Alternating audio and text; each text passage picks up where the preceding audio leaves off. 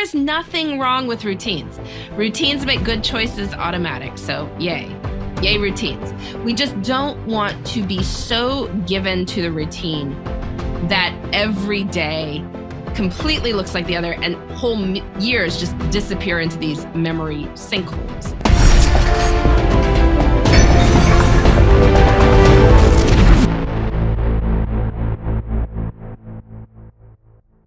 I'm here today with Laura Vanderkam, who's the author of Tranquility by Tuesday, 9 Ways to Calm the Chaos and Make Time for What Matters. You're also the host of the Before Breakfast podcast. You're also the co-host of the Best of Both Worlds podcast, which is actually a topic that I want to dive into a lot deeper today, how it is that we can make the most of both work and life.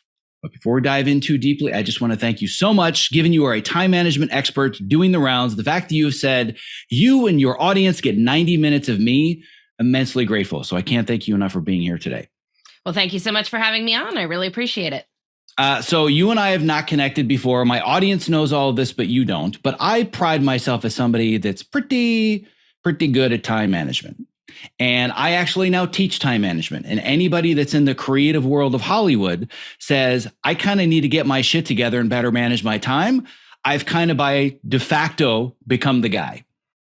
Then awesome. I started reading your book and I read the following sentence. Since April of 2015, I have recorded how I have spent every half hour of my life. And I immediately realized there's a whole nother level to this game that I haven't even been introduced to yet. And oh my God, do I have a lot to learn.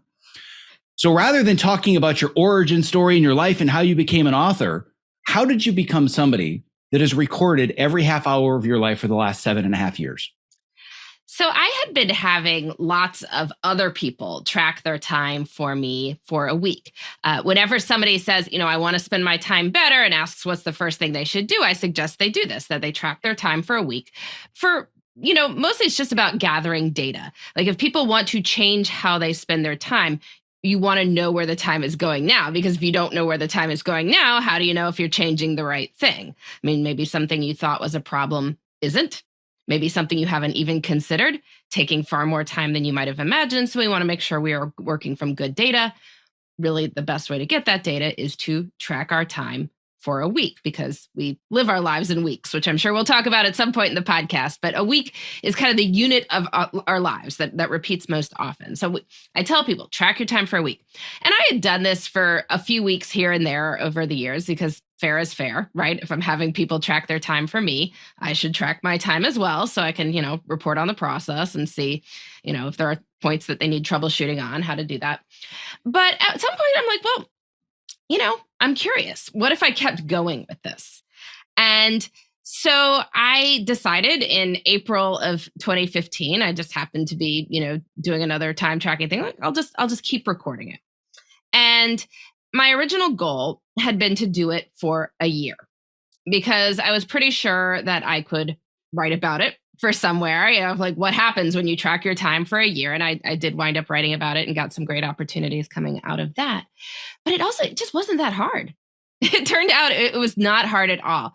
The way I do the time tracking, I have a weekly spreadsheet.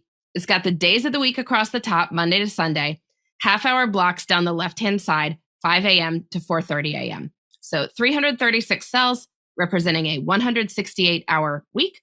I check in usually about 3 to 4 times a day, write down what I've done since the last time I checked in.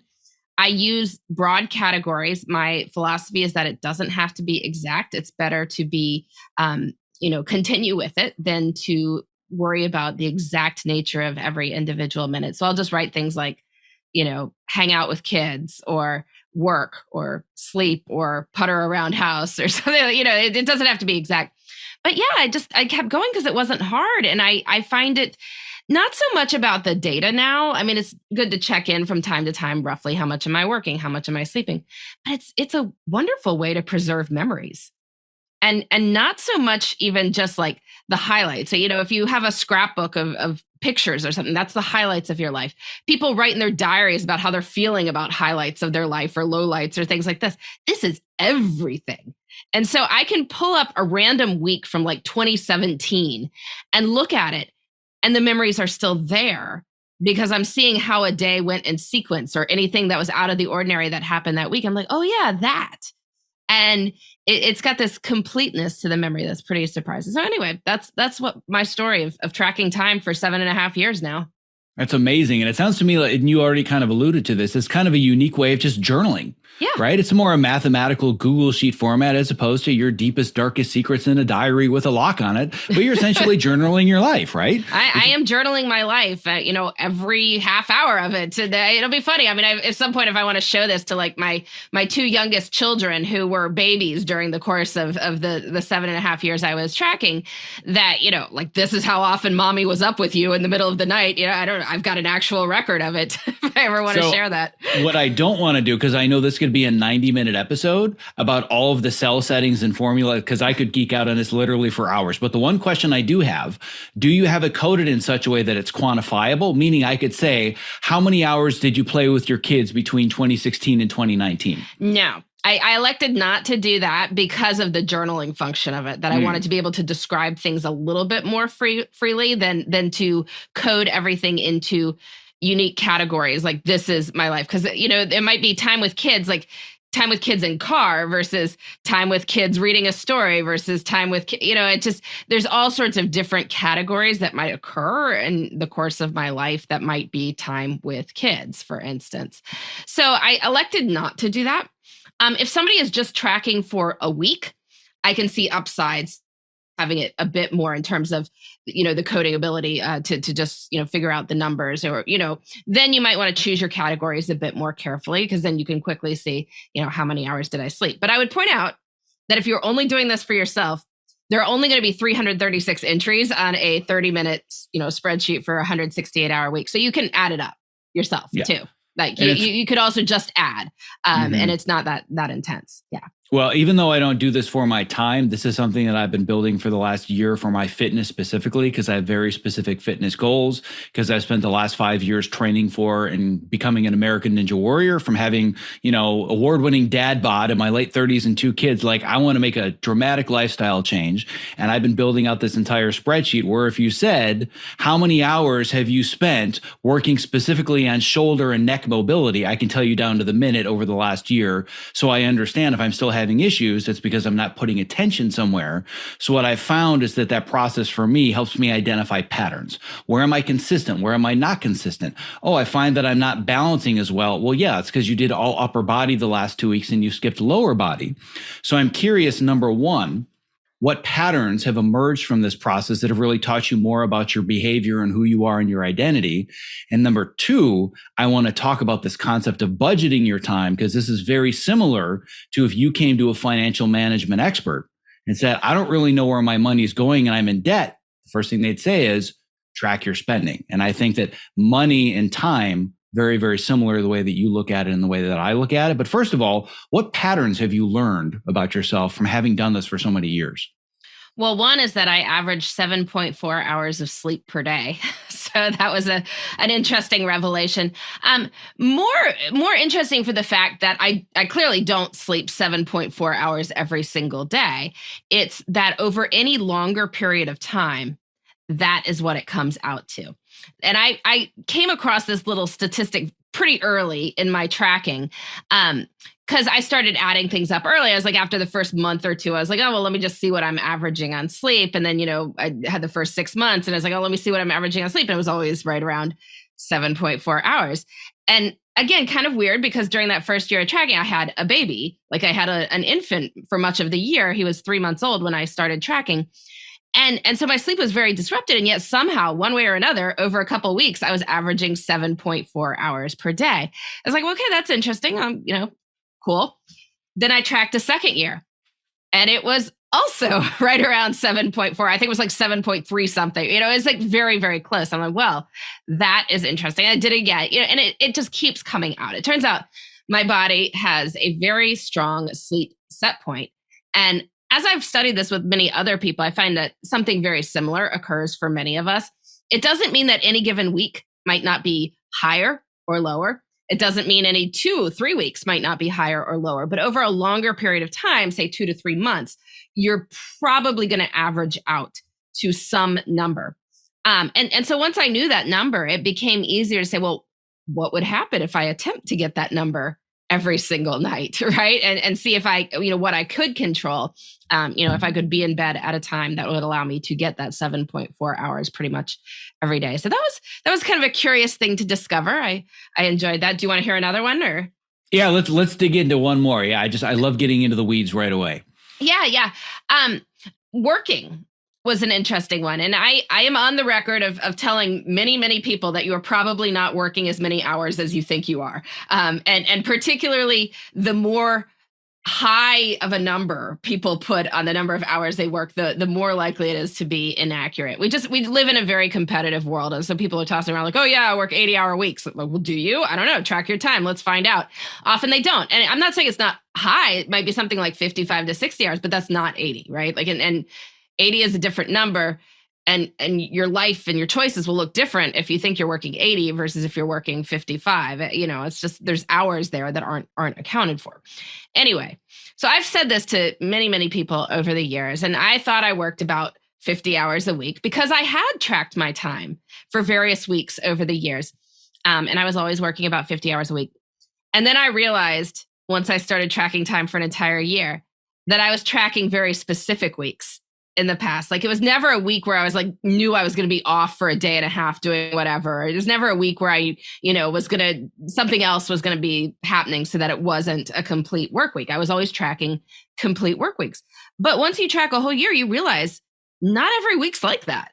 Like there are days where you're off for some reason. You have a lot of things during the work week that you need to do that are in your personal life, or, you take a day off here and there. The long-term average was a lot closer to 40.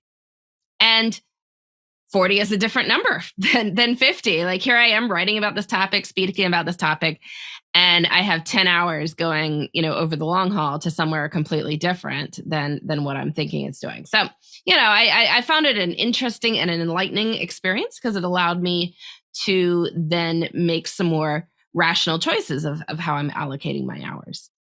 So it sounds to me like you're obviously very much all in on the idea of awareness is the first step. When it comes to just about changing any major habit or establishing a new identity, I always say that you have to start with awareness. If somebody says, I want to lose weight, well, let's find out how many calories you're putting into your body. And I'm, by the way, not a calorie counting component. But if you want to find out what are your eating habits, I would suggest take a week or maybe even take 2 weeks, write down everything and just see what's going into your body so it develops awareness. And if you want to know how are you spending and going into debt, you need more awareness of how you're spending your money. It's so much more difficult for people to grasp this concept when it comes to time. Why do we have such a difficult time valuing our time the way that we do our money? Well, I think it's because it keeps passing no matter what you do. No matter what you do, you could lock yourself in a closet and the next 168 hours will still happen. And eventually you will be on the other side of the next 168 hours and they will have been filled with something, whether you made a active decision about it or not.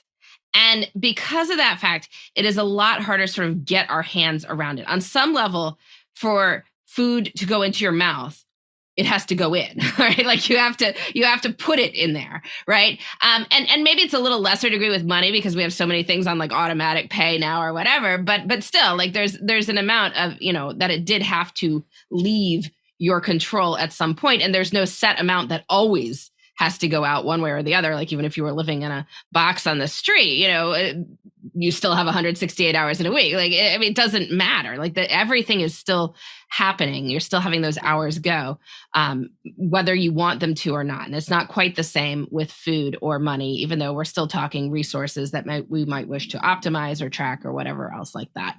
But because of that, I think there's often a lot to be gained by doing it. Sometimes, most people aren't like completely unaware of how much money they make. I mean, you have a rough idea, right? But we can be totally clueless on time. I mean, people don't even know that there are 168 hours in a week. Like we say 24/7, the number of people who have actually multiplied that through is smaller than the number of said 24/7. We don't know. Because it keeps going. So we just don't know. Thanks to modern technology, I would venture to guess some people don't even know how to multiply 24 by 7 without their calculators. Well, that's a different topic of conversation. Out and do it. Like I'm not saying you can't have assistants to do this math problem, yeah. So I think that there's a real lack of awareness, even though it seems so obvious to me that, the time is passing. I always talk about time as the universal equalizer. People talk about this everywhere, right? You hear it all the time. Bill Gates has the same 24 hours. He clearly has a lot more resources as far as team, as far as money, everything else. But in some way, shape, or form, he has to fit the way he lives his life within the same box that we do. Same with Elon Musk or any of the, the most, fortunate or rich or whatever it is that you want to say. We still all have that great equalizer of time. But for some reason, we still assign more value, at least in my mind, to money than we do to time. But I find that the older you get and the more you become really connected with your mortality, then that's where that balance really starts to shift. And you're like, oh, well, I'm not getting the time back. I can always earn more money. I'm never going to earn more time. Yeah, no, and I think it behooves a lot of us to start thinking about that perhaps younger than we do. I think, there may be certain things you have to do for your professional work or whatever. I'm not saying that if you're assigned to come in for an 8-hour shift, you'd be like, but I value my time. So, well, we have things we do. But people make choices that are, that do definitely overvalue, for instance, money versus time. People take an out of the way plane trip to get to their destination instead of a direct one, or, just not thinking about like running these errands because you don't want to pay a $5 delivery fee, but it eats up 3 hours of your Saturday or something. There's just all sorts of things we do like that. Yeah. And it still confounds me. And it's kind of one of the things that I continue to workshop and mastermind and try to solve is why is it so difficult to get people to understand the value of their time and make these choices based on money or other people's needs versus the one thing that I want to protect is my time, right? And that's something that I want to get into a lot deeper. Whenever I have the opportunity to talk to somebody at your level at any subject matter whatsoever, I see this as an opportunity to mastermind life's bigger problems. So what we could do is we could talk the entire session about, you have 9 rules in your book. Let's go through them one by one, bullet point by bullet point. What are your favorites? I'm guessing you've had that conversation a time or two. Have you not? A few times. Yes. So here's what I want to try instead. What I would love if in 5 minutes or less, here are the 9 rules. You want to learn more about them and you want to go deeper, you've got a book. By the way, I highly recommend it to everybody that is listening or watching. I'm going to sound like a productivity nerd. Page Turner. Like this goes on the same shelf as Oliver Berkman. Right? So the problem that I have with writers like you, my complaint is that I have more notes and dog ears and highlights than I don't, which means that defeats the whole purpose of doing it. Because every page I'm like, this is amazing. This is amazing. Yes, I have to do this. Makes it so much more difficult, right? But what I don't want to do is summarize your book because that's the easy conversation. I'd love to summarize it in a few minutes to give people a sense of what the strategies are. Then I want to workshop the bigger problems that come with productivity and time management. So in a few minutes, if somebody just wanted the elevator pitch, what's your book about and what are your rules? So Tranquility by Tuesday is about 9 ways to calm the chaos and make time for what matters. I had noticed over the years, I've had thousands of people track their time for me, as we talked about before. Many asked me for time management advice, and I realized I was often saying the same thing, right? That I was giving people advice that fell in one of certain categories. So I decided to hone this down to 9 rules that I think are broadly applicable and will help most people make more time for what matters, spend less time on what doesn't, feel better about their lives in general. So I had these 9 rules, but because I write self-help for busy people, I didn't want to just say, hey, here's 9 rules that Laura likes, here, do what you want with them. I wanted to try them out. So I recruited 150 busy people to try out these rules over 9 weeks. Each week they would learn a new rule. They would answer questions about how they plan to implement it.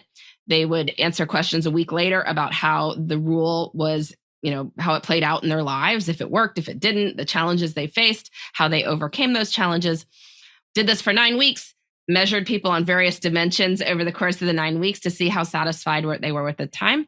I am happy to report that after 9 weeks, people's overall levels of time satisfaction on my scale I developed rose 16%. So that's exciting from the beginning to the end, a highly statistically significant result with that many people.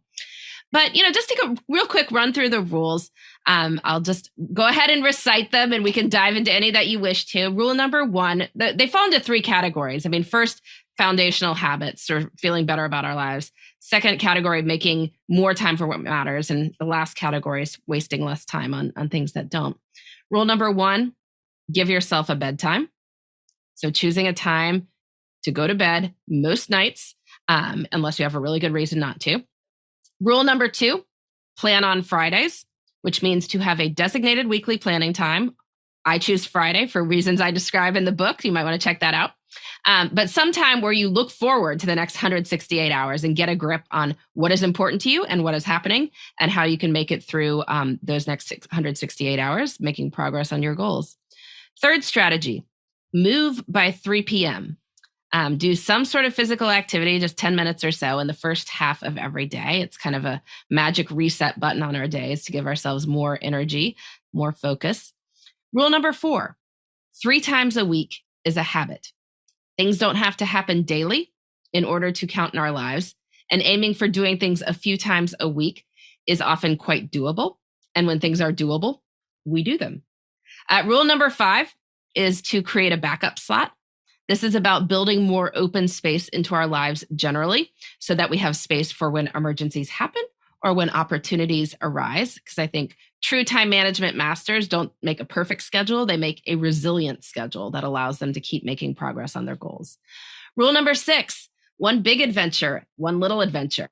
This is about changing up the rhythms of daily life so we can keep our routines, but we do something just a little bit out of the ordinary twice a week in order to make time more memorable and more fun. Rule number 7 is to take 1 night for you.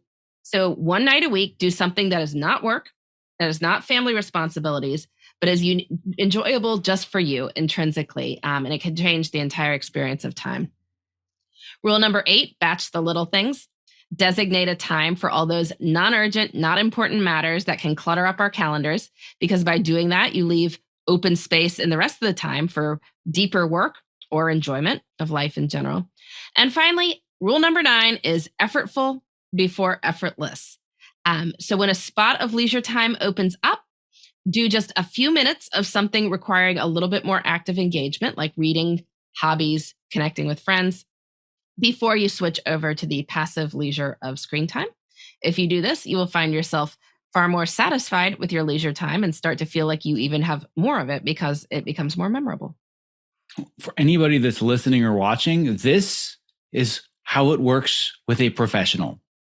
Because if you had stepped away for 5 minutes and you had hit the space bar and hit a play button, talk about a succinct pitch that I can tell you've given over and over that is so clear, so well designed, but it doesn't feel like it's rote or verbatim when you were reading off an index card. That was a really impressive summarization of a lot of really big concepts. I can tell you've done it a couple times before, but that was really, really impressive and very usewful. Well, thank you. I'm glad. So that Hopefully was well it was right done. about 5 minutes too. I was kind of watching It probably was. You'll have to check your spreadsheet afterwards. I have a weird sense for it sometimes. And the reason that I wanted to ask it in that sense is because I knew that you'd be able to knock that out of the park. So we can say, great, we've talked about the 9 things in your book. People can read the book. The book is amazing. As somebody who's taught time management for years and I'm obsessed with learning everything I can about it, oftentimes I read books. I'm like, yeah, I'm kind of already doing most of this stuff. And you're just saying the same thing in different ways. I have a giant list of things that I want to change and improve about the way that I manage my time based on these 9 steps. But now what I want to do is I really want to dig into the weeds and talk bigger picture about time management, work-life balance, and life itself. I recently had a podcast conversation with Ralph Macchio, who's the star of one of the shows that I work on, and talked a lot about balance. And there's a phrase that he uses that I'm basically going to blatantly steal. He uses it all the time, and I now use it. He says, I like to work in the pastels. And here's what that means. Your 9 rules, those are the primary colors. Here are the obvious things to start with. What I really loved about your book is that for a lot of books, that's it. Here are the 9 rules. Here's step by step, do these things and you'll get improvements. The best part of your book is in the pastels, where you ask the question, what's going to stop you from making this happen? And here are all the different mindsets and the limiting beliefs and the excuses that people use. And it was in the how do I solve the problem of not wanting to do this? That to me is where the magic is of your book. And that's what I absolutely loved. And I'm hoping that people really appreciate that. And I'm assuming that was conscious, but I'm guessing a lot of people don't realize how much effort goes into being able to write that way and do that so succinctly. Yeah, well, what that came out of is because I tried these rules on the 150 people, right? And, I had some concern that when I was asking them these questions, they'd give short answers like, let me get to the end of this survey. I told Laura I'd do it. And, I made small donations to nonprofits that people could choose as an incentive to keep them going with the survey. But, they could have just filled out one word. But I think a lot of people really took it to heart as they were thinking about these things. And, I asked them questions like, what challenges do you think you will face as you try this rule? And what do you think you're going to do when you face that challenge? And that thought process, had people going through and figuring out what life was actually going to look like over the course of the next week and how this rule practically would play out. And then a week later, when I asked the question, how did it go? What challenges did you face? What effects did you see in your life by doing this rule? Did you overcome those challenges? Did you need to modify the rule? How likely are you to continue using it? And people gave long observations. They told stories from their lives. They gave examples of things they were doing, challenges that arose in the course of attempting to do these various rules. And so some of the book felt almost like it was writing itself, because it wasn't that I needed to track down people who had ever tried this and say, okay, tell me your story and I'll try to put that in the book. I was choosing from hundreds of answers for every single rule about what could go wrong, what you could do if something goes wrong, what you might not anticipate going wrong, but could, right? All these things. And because of that, I think it gave the book a practicality to it that's really rooted in daily experience of life, that it's not just out in the abstract. This is how this rule might possibly work. It's like, no, this is what happened when real people tried it out. And this is what they saw. Yeah. And when I'm working with my students, and this goes back to what you said about how somebody that's really good at time management, they don't build a schedule, they build a resilient schedule. I can show someone a screenshot of my 24/7 ideal weekly calendar. This is an exercise I constantly do where essentially if I have a budget for my 168 hours, how am I using every hour of it? Not how did I use it? It's how in the ideal world, where are my priorities? Can you see my priorities and my values on my calendar? And I can show you, here's how to create a calendar event. Here's the right click button to give it a color on it. And everybody will show it to me. And then I'll ask, great, what's going to stop you from actually doing this? The floodgates open, right? And they realize, oh my God, this is way harder than I thought. It's like, yeah, no shit, it's hard because you actually have to practice what you preach. So you can build it, but can you actually follow through with it? And that's where I think that so many of your strategies are valuable, because anybody can do it. It's being able to resiliently stick to it, facing all the crap that is thrown at us every single day as we try to manage our time. Yeah. And I've heard people say this all the time. It's like, well, I meant to do X and something came up. It's like, okay, well, something always comes up. I mean, sometimes I wish I lived in other people's worlds where nothing ever would come up, right? As we're planning our lives, that there won't be traffic, there won't be bad weather. Everyone's going to do what they said they would do. Nobody gets sick. Like nothing happens that you didn't expect to have happen. And that's fine. I mean, if it does, great for you. I'm thrilled for you. But my personal experience is that stuff always comes up. Things don't go as planned. That doesn't mean there's a problem with planning. I think planning is essential, but we need to be able to pivot. We need to be able to find space for things. We need to have backup plans, absorb the reality of things not going as you might have initially pictured them going. But when we do that, when we do those things, it becomes quite possible to still make progress on your goals, even when life doesn't go as planned. And there are some pretty amazing examples I've seen over the years of people who do this just because they build in enough open space to absorb things that go wrong. I mean, I'm talking about people who have like huge deadlines that they meet despite like being in the hospital. And it's not that anyone would fault them for not meeting it in the hospital.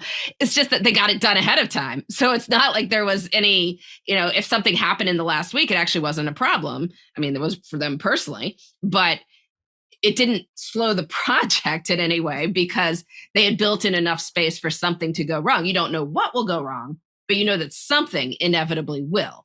And so by making sure most things happen well ahead of schedule, that there are buffers built in, then you can absorb almost anything that goes wrong and still keep a project on track. Yeah, I agree with all of that. And as I'm sure you've heard 1.5 million times, well, life got in the way, and life can get in the way and derail your afternoon. Maybe life can get in the way and derail your entire week. If life getting in the way is derailing a month or a year, that's more a lack of planning than life really getting in the way, because you're not developing resilient systems to be able to manage and triage. And I mean, everybody looks at a calendar and they think, well, this is exactly what it needs to be. You're playing jazz all day, every day. I'll put together like my weekly review. I've shared screenshots of the entire weekly review with all the blocks and the different color codes. And they're like, wow, how do you stick to that? I'm like, are you kidding? By Friday, it looks completely different. I've still accomplished all the things that I wanted to accomplish, but I'm moving things around and playing calendar Tetris constantly.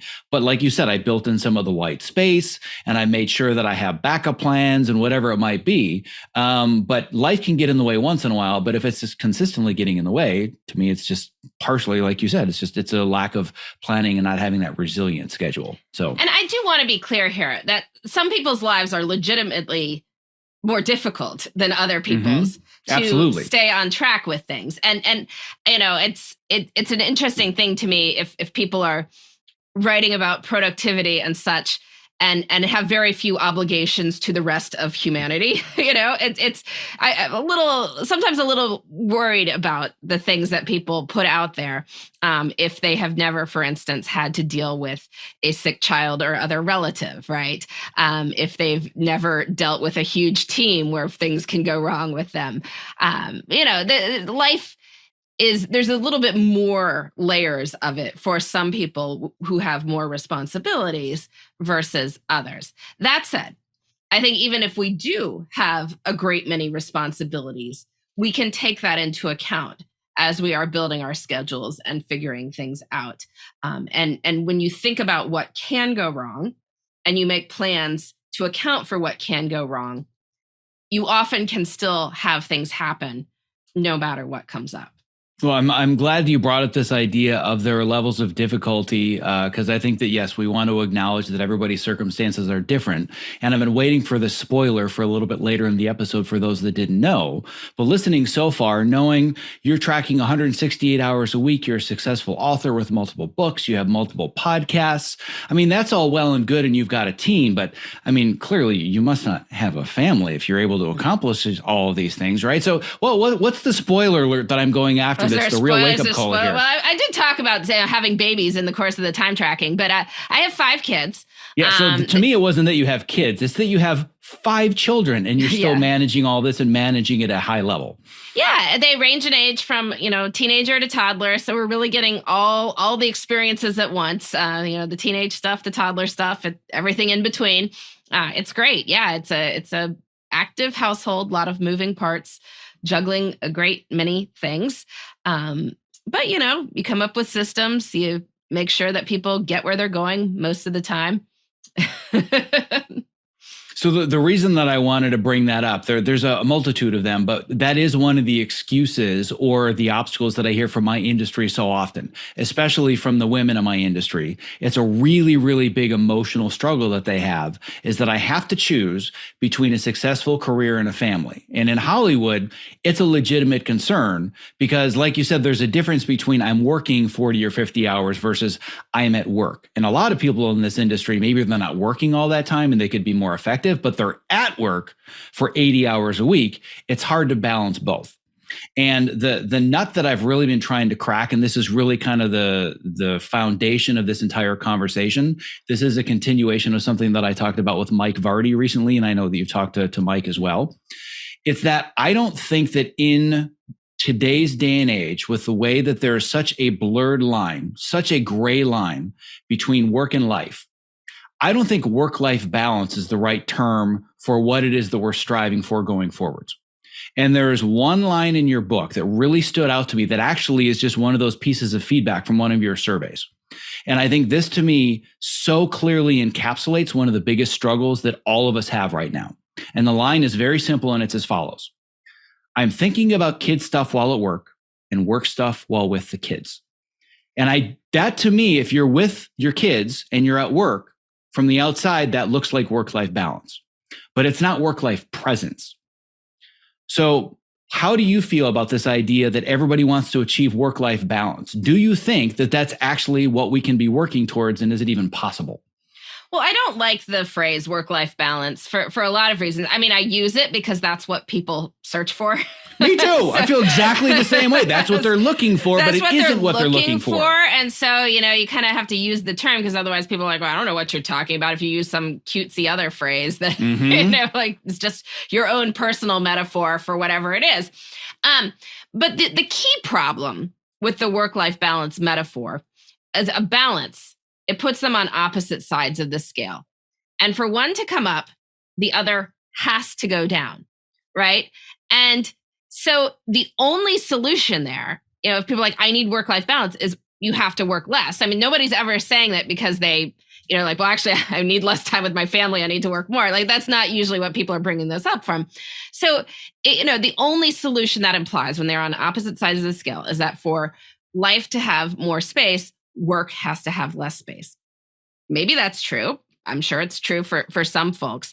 But just to throw out there a curious statistic over all of the population in terms of time use. There's historical time use data.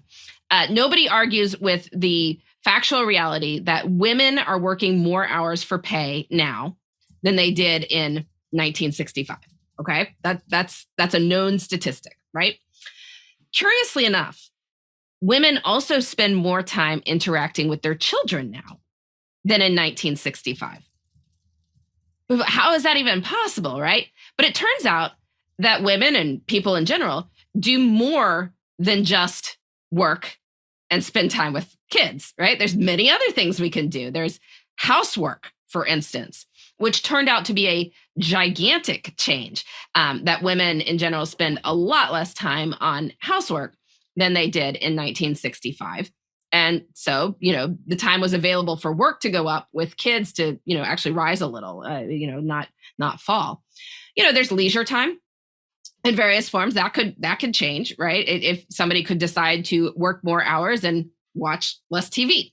And in fact, when I did a time diary project a couple of years ago for my book, I Know How She Does It, I had time diary data from 1,001 days in the lives of women who had six-figure jobs and also had kids at home. So women with big careers, the kind of people like, I don't know how she does it or whatever, that's big demanding jobs, kids, track your time. I looked at the data. They were working more than 40 hours a week, as is probably not surprising, but it wasn't that much more. It was like 44 hours a week or something like that, spending quite a bit of time with their kids. What they weren't doing much of is watching television, and far less than the average person, less even than the average woman with a full-time job, less than the average woman with kids and a full-time job. And I think what was going on is that people would work during the day, come home at a reasonable time, hang out with their families, and they'd often do some work at night after their kids went to bed. And that's how they were logging the extra hours. But that time is totally just traded off for television, right? That's what people would do at that time. So what if you put the choice that way? It's like, okay, you could have a huge career and a family, you just can't watch much TV. Like, that's sort of a different work-life balance question than people thinking that it's the harsh trade-off, like every hour with work is taken away from your kids, right? Like, it just, we don't look at the whole of 168 hours, so we don't see what the actual trade-offs often are. So what's the term then? If we know that the search term, if we want to maximize for SEO, it's work-life balance. But you and I know, having done this for a long time, you doing it at a much higher level than me, a much deeper level, working with more people, you know that work-life balance isn't the answer. What is it that we're actually helping people work towards when they think it's work-life balance? How do we define it?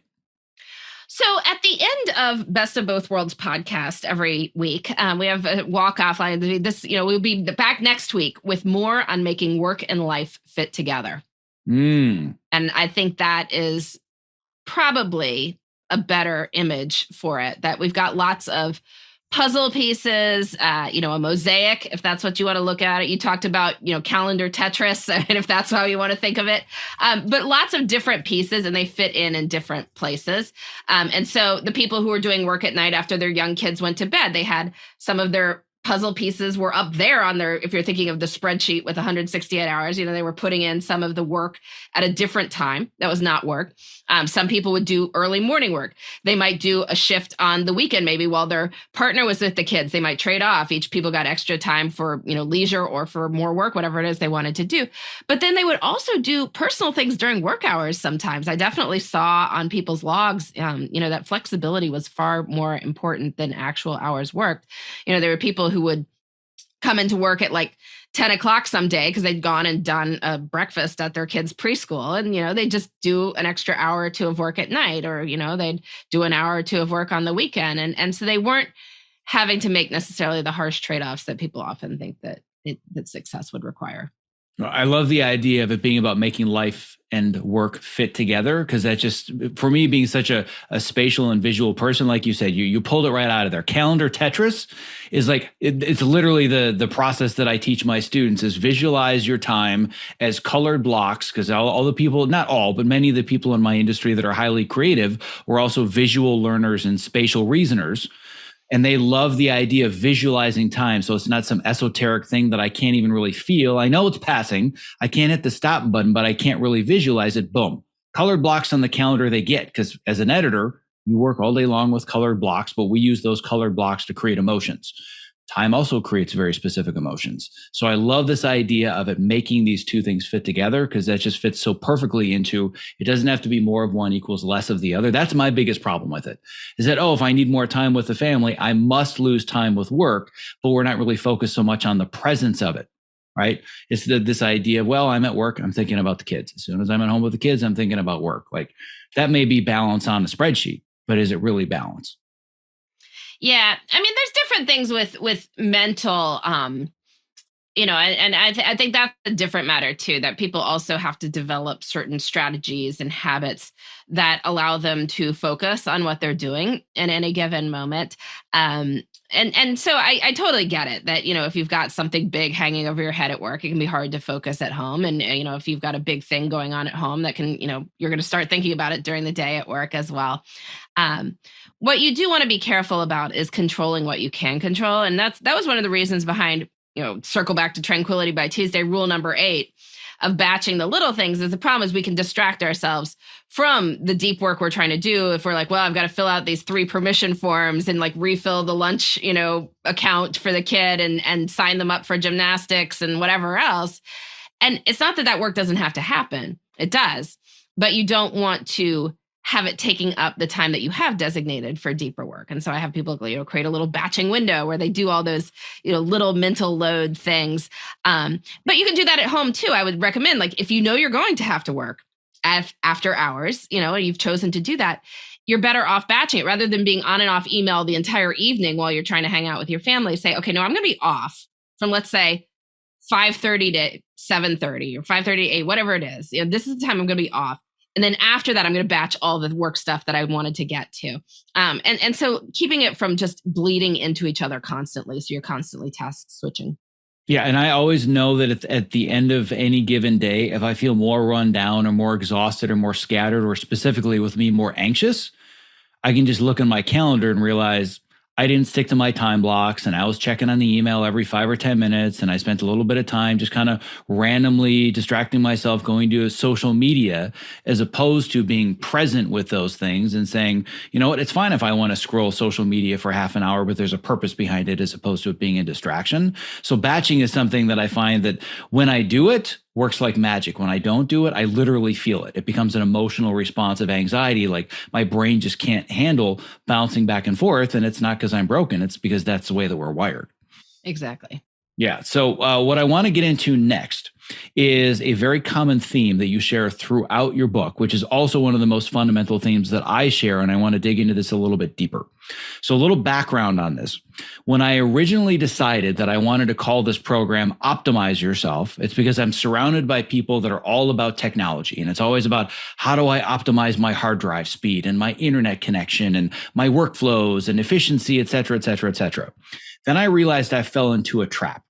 And I've had to crawl my way out of that trap because oftentimes the word optimize is a synonym for perfect. How do I get perfect at this thing? How do I find the latest life hack or biohack to be perfect at this, cross it off the list and move on to the next thing, which can very much become a trap. So what I always talk about is that self-optimization is not the relentless pursuit of perfection. It's the relentless pursuit of progression. And this is a common theme that you have with multiple areas and rules in your book, where the solution is often don't pursue perfect at the expense of good enough. So with any of those given rules, I've found that rather than thinking it's all or nothing, you have really approachable ways to break it into smaller pieces. So talk to me more about this idea of how you approach things in a similar way and where we can use them to build a more resilient schedule and fit all the pieces together.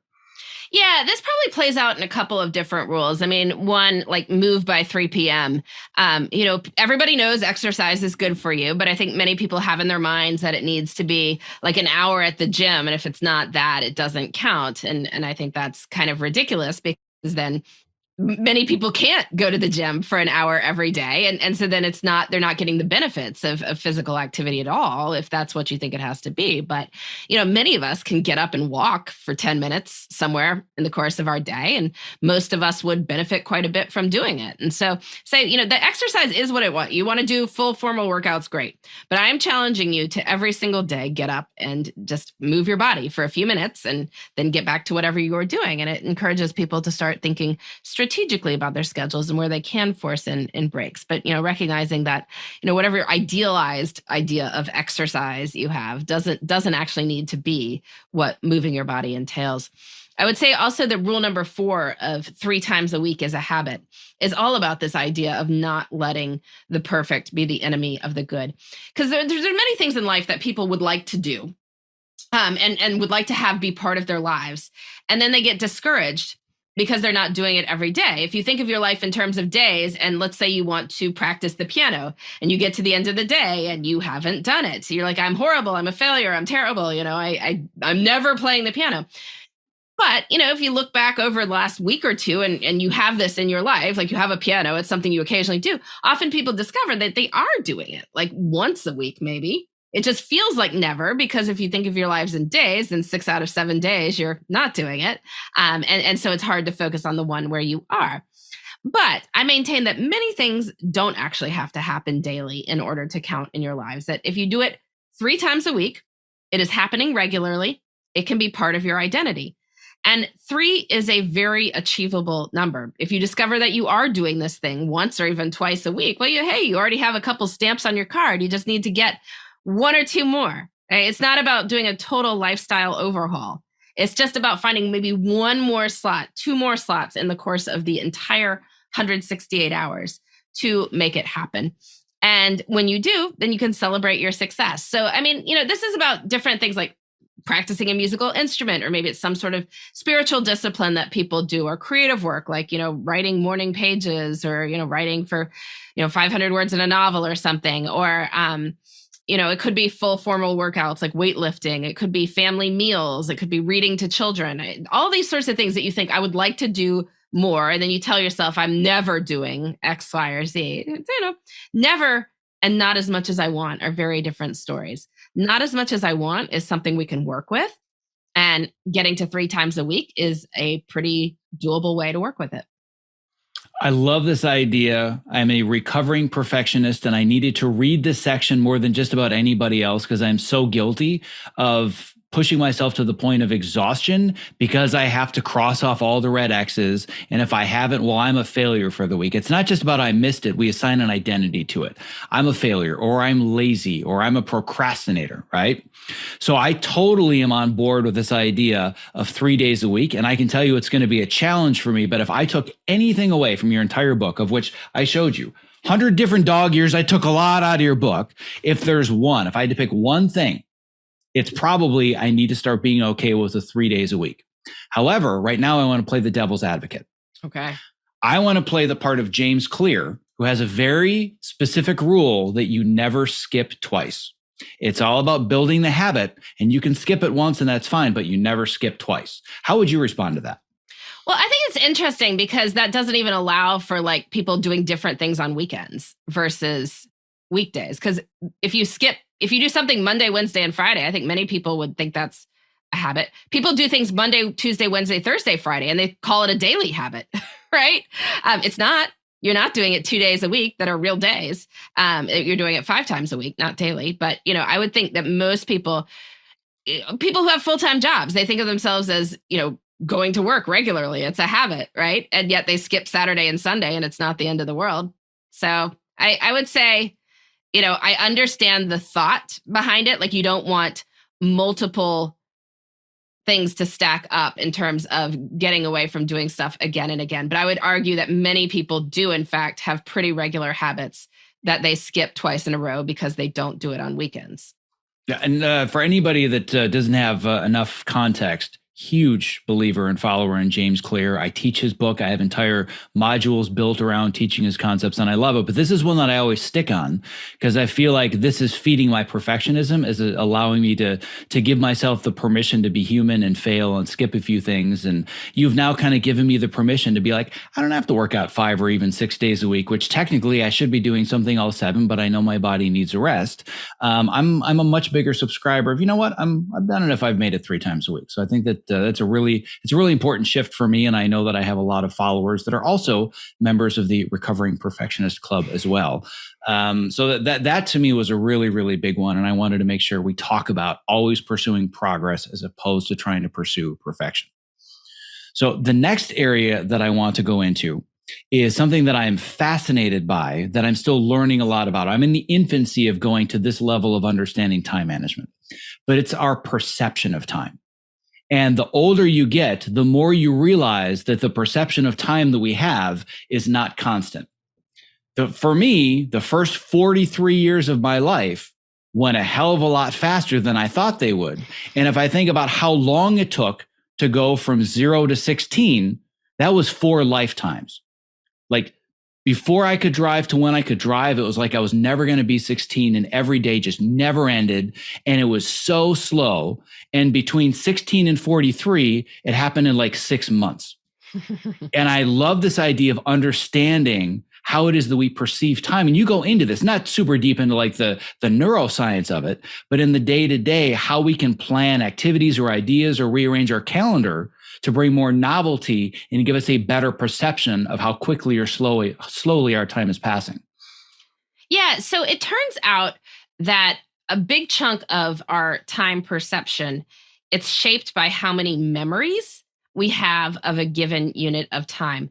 And one of the things about being younger is that you tend to be making more memories because you are doing things for the first time, right? That many people, I mean, you mentioned 16. I would say extend that. Like, I think a lot of people have a ton of memories between the ages of like 16 and 24. Like it's a young adulthood, right? And you're getting your first jobs, your first loves, you're moving to new cities, you're doing new things. Everything has an excitement to it that kind of disappears at some point in middle age, where we tend to do the same thing over and over again. And it's comfortable. We like it. We choose our routines for a reason. And there is nothing wrong with routines.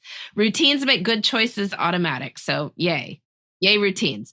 We just don't want to be so given to the routine that every day completely looks like the other, and whole years just disappear into these memory sinkholes where all you are seeing to distinguish time is that children get taller, right? So you see somebody 3 years later, you haven't seen the kid in 3 years, like, my, how you've grown. Like you find yourself saying that old fogey thing. What you're saying is like, it didn't fill the temporal space of 3 years, like since I saw you last. So most of us want to slow time down to a certain degree. And partly that is about putting more memories into time, having more things that stand out. And that makes time feel thicker and richer. And that is where rule number 6, one big adventure, one little adventure comes into. Like every week, do 2 things that are out of the ordinary, slightly intense, novel, different, interesting, something you are not going to immediately forget. And doing this does it won't exhaust or bankrupt anyway. Like 2 things that are different. If you like to get in your jammies when you get home from work, like 4 out of 5 nights you can get into your jammies as soon as you get home. And maybe one night you do something a little bit different for an hour, right? Like that's what we're talking. It's not crazy. They do something for half a weekend day as a big adventure. But it will change the experience of time because first people start planning in their adventures, right? They need to think through the upcoming week and think, well, what will I do that is different? And that gets you in the habit of looking, planning your time with an eye toward what would I genuinely look forward to? And that is not always a mindset people have when they are planning their lives, but I think it's a good one. So you're thinking about adventures you might have and thinking about when you could have them. And then most likely you'll enjoy the experience, or maybe you won't enjoy it. Maybe it's a little too crazy or adventurous, but at least it'll make a good story afterwards. And then afterwards, you've got a memory. That wasn't a week like all other weeks. That was the week we went mini golfing. That was the week we tried the new gelato place. That was the week we went on the hike in the state park. That was the week when we went to the beach, even though it's November, and we stood on the cold sand and got the wind in our faces, and that was memorable, right? And so these are things that make units of time distinguishable from all other units of time. It forms memories. The more memories we have, the more time seems to slow down. So if we're talking about units of time, this is an area where I am incredibly and increasingly fascinated by this, such that even though I find this a lot of imposter syndrome coming out, even saying this to you as a very established author, I'm in the very early stages of myself becoming an author. Great. And one of the areas that I want to dig into is the idea of units of time, because as an editor and a storyteller for my entire adult and most of my child life, I've been focused on editing and telling other people's stories, and it's all about units of time, right? We have hours, minutes, seconds, and in my world, frames, right? I define a second as containing 24 frames. And a lot of people that now have iPhones and cameras and whatnot, they're like, oh, what does this 24 FPS thing on my phone mean? Now you know the world that I've lived in for decade after decade after decade. And memories is a part of that, but there's another unit of time, and it's the one that I'm the most interested in. And the unit of time is moments. Because a moment is different from a memory, is different from a minute or a second or anything else. And I believe that in order for us to live more fulfilling lives, we have to create as many meaningful moments as possible. So would you agree or disagree with that? And using some of the strategies that we're talking about, how do we create more definable moments that lead to more fulfillment?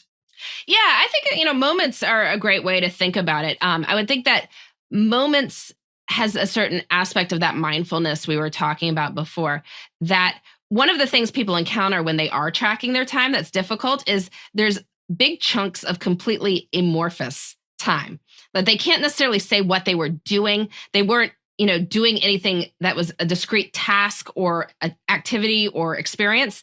It was just time that just went somewhere, right? And then they can't remember it. And so it's hard to account for afterwards. I mean, I've had people say things when they're trying to track their time, like whole hours with no memory. Like, was I abducted? Like, what happened? What to that unit of time? And what it is there is no mindful moment in there.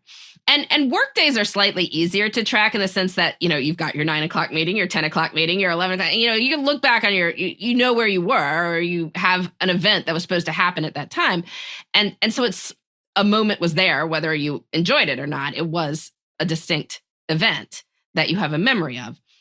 Usually it disappears within 24 hours because you didn't care about it. But we have less of that in our personal lives. And I think it would behoove us to have more of that, to be like, yes, after put the kids to bed, like 9:30 to 10:30 was my puzzle time, or it was the time I was reading this book, or it was the time that, my partner and I went and had a glass of wine on the porch, or whatever it is, but something that was distinct, that happened, that was chosen and experienced as a moment, as opposed to amorphous time that, eventually you're just done with it. Yeah. And for me, going back to the topic that we talked about earlier, where I decided, give or take about 5 years ago, I'm going to set an audaciously stupid goal. A stupid goal is transformation from dad bod to American Ninja Warrior. People assume, oh, it's because you want to get in better shape and you want to get on TV, yada, yada, yada, right? And for me, it had nothing to do with the end result. The end result was more a culmination of having to make all of these lifestyle changes, such that in the process of making those lifestyle changes and having to learn skills, all of which is very novel, I'm creating almost an endless amount of meaningful moments. So it wasn't about, here's the goal, and if I don't achieve the goal, I failed. Like, you don't think to yourself, well, when the goal isn't you're going to walk across the stage and you culminate at graduation. It's not about that moment. That's just the representation of all the things that you achieved while you were at school. And I want to set a goal such that it's the culmination of something, but I've developed the skills, I've built the moments, I've made new friends, I've built a new network. To me, that's really how to be able to set a goal, but then I have to break it down and actually build a plan around it. So I know that goal setting isn't necessarily something that you dig into in your book too much, but I'm sure that somebody that's really into time management and productivity and making sure that our time matters, what is your approach to setting goals? Well, so when I set goals, I want to be pretty clear that I'm going to achieve them. So I don't necessarily like to set ones that I have no control over, for instance. It needs to be one that I am excited about and that I can see a path to doing. And when I have those things, done, then it can, I have a pretty good habit of sticking with them, a pretty good track record with it. Just as an example, for the past 2 years, I've been doing yearly reading projects, which is that I choose some big work or collection of works to read through in just a couple minutes every day. So in 2021, I read through War and Peace at the rate of 1 chapter a day. So there are 361 chapters in Tolstoy's book, which lends itself very well to reading in a year. And in fact, I did finish on December 27th. Having read 1 chapter every single day for the year. I read other things too, but that was, my project to really absorb the book and get through all of it and become more familiar with it. And it was very doable because, it takes less, it takes 5 to 10 minutes a day. They're very short chapters. So I did that. This past year, my reading challenge has been to read through all the works of Shakespeare. And he wrote a lot of plays, wrote a lot of poems, but in my illustrated Shakespeare anthology, there are 1,024 pages. Which means that over the course of a year, 365 days, you only have to read about 3 pages a day. So I got it, I found a calendar online of somebody else who'd done a Shakespeare reading project, and I've read through about 3 pages a day, every day, getting through this. And, we're recording this toward the end of 2022, and I am very close to having read everything that Shakespeare wrote in the course of the year. And what these goals have in common is that they're big. Like, it's a big goal to read through all the works of Shakespeare, but it can be doable in very, very small steps and spread out over a long enough time frame. It doesn't inspire a whole lot of resistance. Like, if you told me I have to read all the works of Shakespeare in a week, I'd be like, that's not going to happen. But in 15 minutes a day, sure. Like that can be done. And you just keep going and you get to the end. So that's the kind of goal I look for. Now, what this sounds like to me is the behavior very much of somebody that a friend of yours might call an upholder. Mm-hmm. I know that you're friends with Gretchen Rubin. I am a gigantic fan of Gretchen's. I've had her on the podcast. One of my favorite interviews. I share it ad nauseum. People are like, if I have to listen to one episode, listen to one with Gretchen. Your entire life is going to make sense in 60 minutes or less. I saw her speak on stage in 2018 at an event. And in about 10 minutes, I went from not only I couldn't understand myself, couldn't understand the friction of my marriage, all these other things. I'm like, oh my God, my entire life makes sense. It's like, that's wonderful. It has such an amazing transformation. I mean, it's like one of the first foundational things that I teach all of my students in my program. But what I keep getting stuck on is all the things that you're mentioning as far as how you do the spreadsheet, as far as you're going to do one chapter a day. I'm not an upholder, and most of the people that I work with are not upholders. So for you, it's a matter of, I know that it has 361 chapters, and I love the fact that you're like, and I was done on December 27th because that's the 361st day of the year. It is. In my mind, I'm thinking there's going to be half of those days where I'm like, yeah, I'm not feeling it, and I'm going to make excuses. So whether you want to pick one specifically or you want to talk more general about all of your rules, how would you approach these knowing that somebody is not an upholder, knowing that they're a questioner, and they're going to go through the logic of all this and break it down into pieces and analyze all the reasons it could be different or better, needs to be customized, or the obliger that says, well, these are my needs. I can't meet my needs. I must meet the needs of others. Or the rebel, you're not going to tell me to do all these habits. I'm going to do it my own way. So how do we approach some of these using the 4 tendencies? Yeah, well, the good news is I think that this book will work for anyone, no matter what tendency you fall in.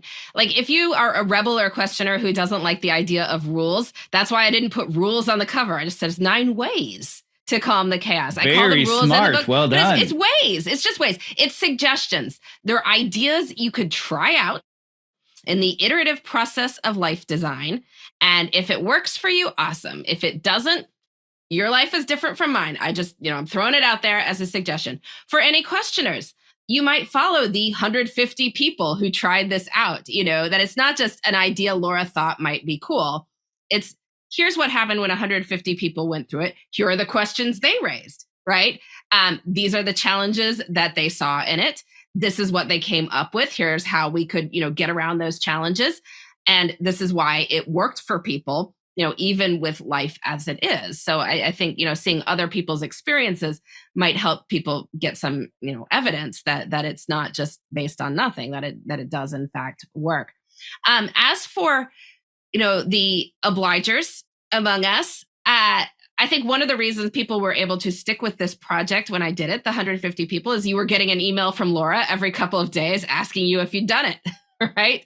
I'd be like, tell me at the end of the week, if you've done it, you fill out the survey, and then, I make a donation to Red Cross or Nature Conservancy or whatever else that you chose from a list. And so people are, oh, okay, I'll stick with that for that. 5 minutes, do this, and they get a donation. And, Laura's emailing me, so I'll probably do it. And if somebody needs something similar, reading through this book, I would suggest reading through it with some friends, that all of you read through it at the same time.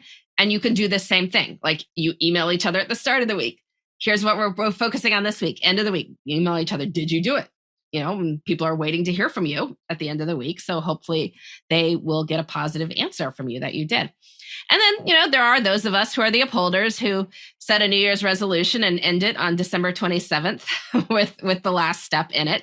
And, I'm sure I am a textbook upholder. I will throw out as a claim to fame that I've actually been an anonymous upholder anecdote in one of Gretchen's works. I'll have to reread trying to figure out which one now. Which one I was. But that said, people who find rules helpful, if they are explained well and seem to make sense, will probably find something that they enjoy about the rubric of this book. Yeah. And one of the things that I really appreciated about the book is the fact that you understand that rubric and you applied it to it. So I was reading the book. Once you learn the 4 tendencies, it's like the Matrix. You can't unsee it. Every interaction you have, every person, you're always trying to figure out where they fit in and how can I better interact and ask the right questions. And when I'm hiring team members, I won't say, what's your tendency? But I'm trying to suss it out and get a sense of it, right? And when I was reading through it, what I really appreciated about the book is you could have just written it as, without saying these words, I'm an upholder. Here's what I do. Just do this thing. But you understand not everybody's wired that way. And I feel like you really approached it knowing the rubric was there. So if I am a rebel, if I am a questioner, if I am an obliger, here are the other ways to do it. Although you never actually mentioned the 4 tendencies themselves, I felt like you were kind of writing to them. Was that conscious or subconscious? Well, certainly. I've been very influenced by Gretchen's work, and I think it's great. And I definitely understand that lots of people need external accountability, and lots of people don't, automatically do things when they see it. They want to convince themselves of it. So yeah, of course. It's always a question of what people are going to need to stick with it. And these various tendencies kind of came out in people's answers, right? In the 150 people who completed the project, many had one or the other, that they were more leaning toward one way or the other. So there's one further area that I want to dig into that I'm really, really passionate about, that at least in my industry is a vastly underserved group of people. And that's moms. That's moms or caretakers in general, whether it's, single dads, whatever. But the idea of somebody that's a primary caretaker for others being vastly underserved and underrepresented. And you talk about this idea of somebody that's saying that there's no way that I can do all of this or make these changes because I'm too busy. And you talk about the idea or the concept of being addicted to being busy, almost to where it kind of becomes a martyr complex, which very much fits into the obliger tendency. But how is it that we can allow people and give them the permission and give them the tools to say, well, there's no way I could do this. I have to run after the kids and this and that or the other thing. Clearly, as somebody that's a mother of 5, you've figured out how to make it happen. But how do we better address this idea that I'm addicted to always being busy and doing things? Well, I definitely think that, I do not want to anyway come across as minimizing the concerns of working mothers, and particularly in like creative industries in Hollywood. I know that there are all sorts of things that are set up that are, discriminatory against people with caretaking responsibilities. I can't do anything about that. I mean, I can lobby, I can write legislators, I can, do what I can, but none of us individually can necessarily change the larger world. What we can do is, as we're working for change there, focus on what we can do personally, which is where a lot of my work comes in. So not saying that there aren't larger social things that need to change, but given that, what can we do existing within this world to make sure that we are enjoying ourselves, that we are making progress on our goals, that we aren't feeling like life is a total slog. And so that's where things like, batching the little things come in. We can talk about why is it that women in particular have such a mental load of all the household responsibilities and kid-related decisions and things like that. It takes time. It takes mental energy. That is true. It's probably not fair how it's divvied up. But whatever amount of the mental load you are carrying, how can you make sure that you still have time for your deeper work, for rejuvenating leisure time? And that's where you try to confine it to chunks of time as you can. Same thing with the rule number 7, to take one night for you. I think this was the rule that I got the most resistance, the most pushback to, because many of the people who were responding to my survey were caretakers in one shape or form of other people, whether it was, elderly relatives or children or whatever. And, like, well, they do their work because they have to earn an income. And then the other time is consumed with the caregiving responsibilities. And the idea that you might create some time that is separate from both of those, people just be like, oh, I just can't. I can't. I say, well, let's explore that. Why can't you? Like, why? Why couldn't you take one night out of 7 to do this? Well, are you, the easiest thing, obviously, if you are co-parenting with someone, you can trade off. Each of you get one night. And people be like, well, my partner couldn't put all the kids to bed. I'm like, okay, he or she could learn. Right? Like, probably over the course of a couple of weeks, you could have a few tutorials, it's not rocket science. You probably figure it out. Or, well, if I take a night for myself, I'll come home and the house will be a mess. Okay. And and it'll be a mess. Great. Like, I'm guessing it's a mess at other times too, right? Or, I could try to if I take a night for myself, like, work will be an emergency. Like, none of my employees can handle all this stuff. Like, I'm sorry you hired such terrible people. Like, let's explore that. Why did you do that?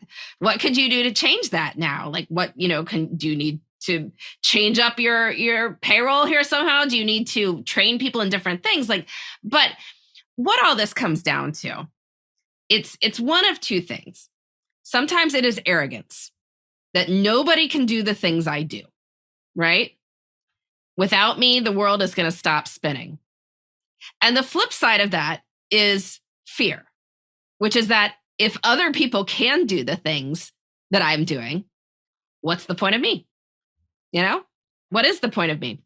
And I would say, well, that's a pretty high bar to clear for all of us. I mean, like, somebody can do anything you're doing for the most part. It's just like the world's going to go on spinning in all of our absences, which once you get your head around that idea, you're like, hey, actually, there's a whole lot I don't have to do. Or if I do have to do it, maybe I can find somebody else who can do it once or twice. And, even some really hard situations. I mean, and I certainly don't want to belittle, like, I know people are, caring for special needs kids, and there's a certain level of expertise that's required. And if you have somebody with very high medical needs, for instance, that you are, a primary caregiver for, like, absolutely. Like, I get that. But you could get hit by a bus.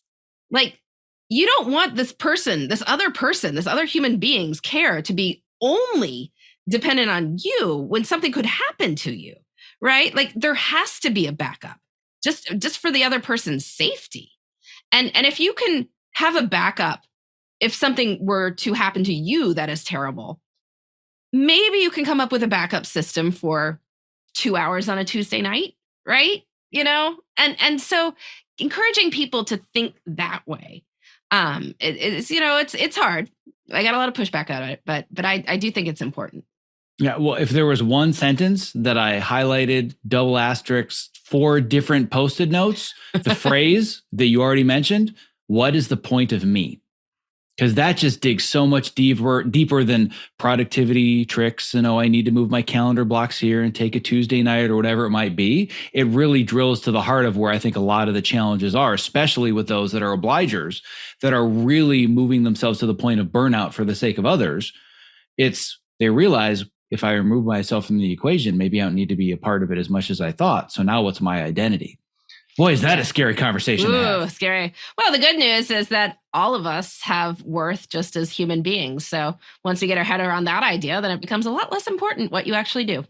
Mm-hmm. Yeah, I love that. And I think it's like I said, there's so many things happening in the pastels, so to speak, in this book, as opposed to just here's, 9 ways, not 9 rules, because you understand there are rebels out there that just want suggestions, but 9 ways to do this. Here are the bullet points. Here are the action steps. But there's so much more detail in here than just the action steps. If somebody's thinking, I don't need another self-help book with, 9 steps and 27 action steps and journal entries. And like, to me, you provide all of that, but there's so much more nuance to help people understand themselves and their challenges and the limiting beliefs. Like, there are just so many little nuggets here and there.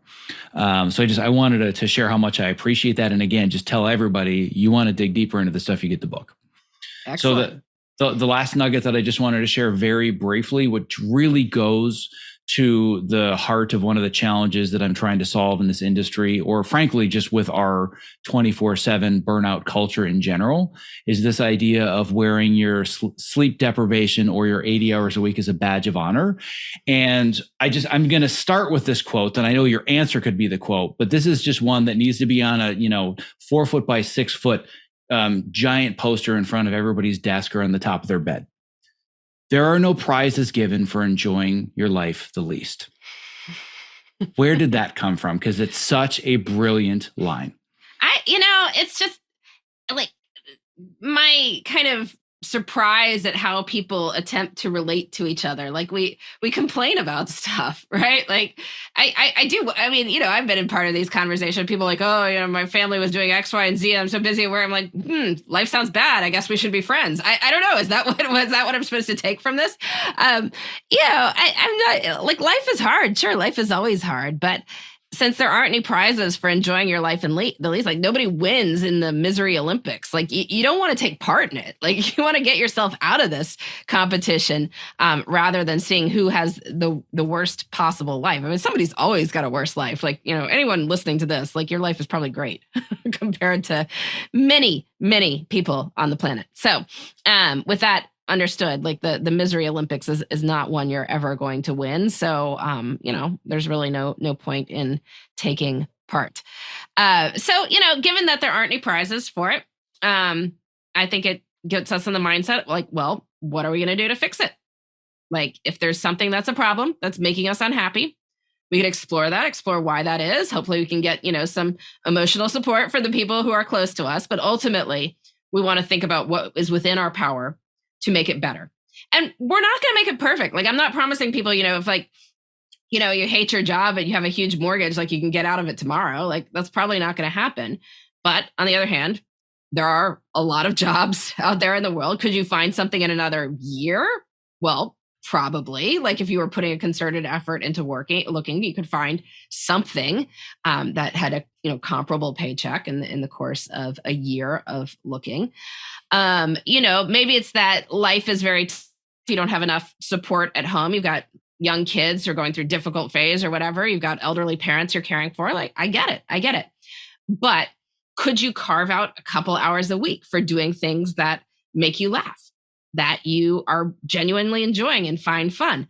And it's not all 168 hours of the week. Like, you don't get out of the fact that you've got the difficult kids and the sick parents or whatever, but you have a couple hours a week where you are doing something else.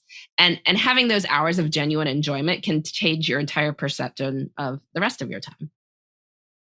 Nobody wins in the misery Olympics. One of the best quotes I think I have ever heard, not only about time management, but about designing a more fulfilling life. I absolutely love it. And I feel like that we could probably go on for at least, I don't know about you, but based on my prep sheet, I'm about 20% through all the things that I wanted to discuss. But given that we're both considering ourselves somebody that focus on time management and have the skills for time management, I do want to be very precious about your time and getting you out of here before we do run over.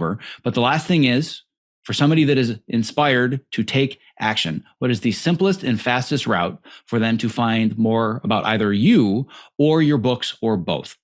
Yeah, just come visit my website, which is lauravanderkam.com. It's just my name.